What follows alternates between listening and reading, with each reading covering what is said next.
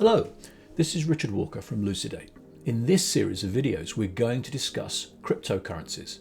We're going to explain how they work. We're going to explore their enabling technology. This series is split into 6 videos. In this first video, we will look at cryptography, using public keys and private keys to encode and decode text. In the next video, we will look at hashing, another area of cryptography used to check and validate messages. The next video will then look at a vital but often overlooked part of many cryptocurrencies, the concept of unspent transaction outputs, or UTXOs.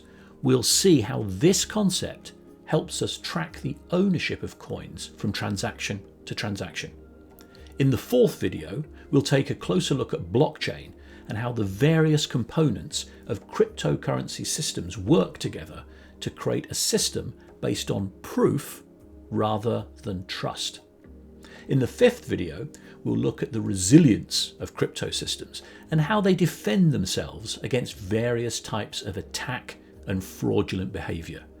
Finally, we'll look at performance and technology to help distributed systems scale. This will include a description of Merkle Trees and how they are used in Bitcoin and other cryptocurrencies. So at the end of this series, you'll understand the fundamentals of cryptography. You'll know what ledgers are and how they can be centralized and decentralized. You'll have a clear grasp of how trust is built into the system. Clearly, none of this is necessary if you simply wish to use cryptocurrencies as payment, just as you don't need to know how Apple Pay works when you use your phone for contactless payments. You don't need to understand the technology behind Bitcoin to send or receive currency. This series is intended for those who are curious about what is happening behind the scenes to allow secure transfer of currencies like Bitcoin or Cardano. A great place to start is Satoshi Nakamoto's 2008 paper, Bitcoin, a peer-to-peer electronic cash system. This small, short, 9-page paper describes the motivation for developing electronic cash. The author states that the current fiat currency system relies on trusted intermediaries such as banks and payment networks. While Satoshi acknowledges that this system works well in most part, it suffers from an inherent flaw, namely that the trust, verification, dispute resolution and credit services provided by intermediaries are not free. The costs associated with this mediation increases transaction costs, and this limits the minimum size of transactions, cutting off the possibility for small, casual transactions. The paper argues that one can replace the costs inherent in a system based on trust with a more efficient one based on cryptographic proof. The goal is to allow two willing parties to transact with one another without the need for a trusted intermediary or the need to know or trust each other. This requires solving 2 problems. The first is authentication, making sure that the parties are who they say they are.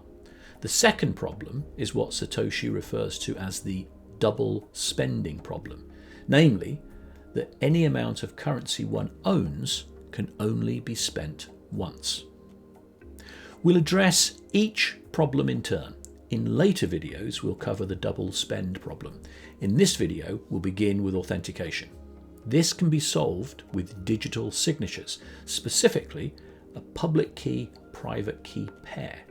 We'll begin with a simple case of symmetric encryption. We'll then move on to the more useful case of asymmetric encryption. Encryption and decryption perhaps can be thought of as functions. Encryption takes in a message in clear text and produces a cipher. The use of a key means that the same input message will produce the same output encrypted text. This key can then be used in a decryption function.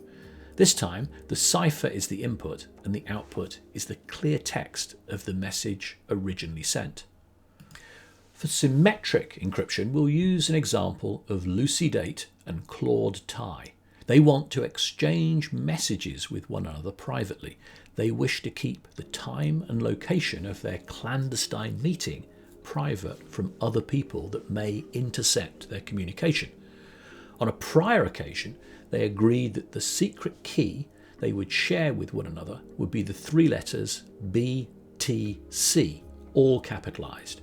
Use of this key and a cryptographic function allows Lucy to encrypt her clear message to the encrypted cipher shown in green.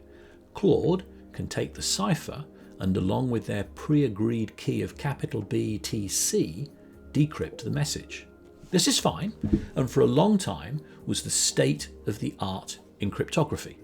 But there are several advantages to using asymmetric cryptography over this symmetric method.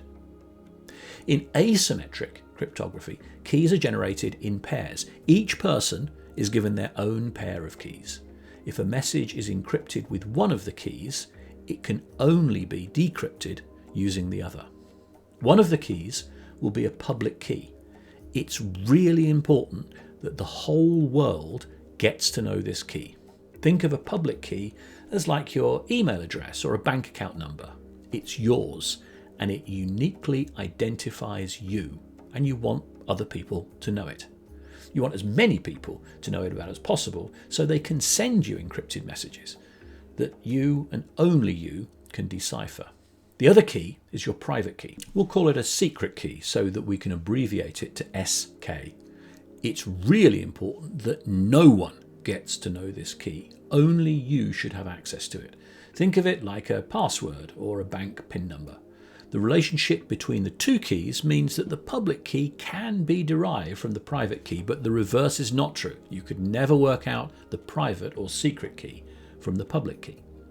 So to recap, everyone has two keys: a public key shared with the world and a secret key shared with no one. Now, if Lucy wants to send a message to Claude, it's straightforward. She knows his public key, so she uses it to encrypt her message. Upon receipt, Claude can decrypt the message with his unique secret key. No one else will be able to read the message other than Claude. If Lucy wants to send a message to everyone, she can encrypt it with her secret key. Upon receipt, other people know Lucy's public key. They can use this public key to decrypt and read the message. This might seem an unnecessary step. Why has Lucy used her secret key to encrypt a message that she wants everybody to be able to read? Well, the answer is that the recipients are now certain that Lucy sent the message. Only she has access to her secret key. Only she can have sent a message that could be unlocked by her public key. The really clever thing comes when Lucy wants to send a private encrypted message just to Claude. She can first encrypt it with Claude's public key. She will then encrypt the resulting cipher with her own private key and then transmit this doubly encrypted message. By decrypting the message first with Lucy's public key, he can be certain that the message was from her. He will then use his private key to decrypt the message. Only Claude will be able to decrypt the message, as only he has his secret key. Let's recap these three important use cases again. To send an encrypted message to someone, first encrypt it with their public key. Only they will be able to decrypt it.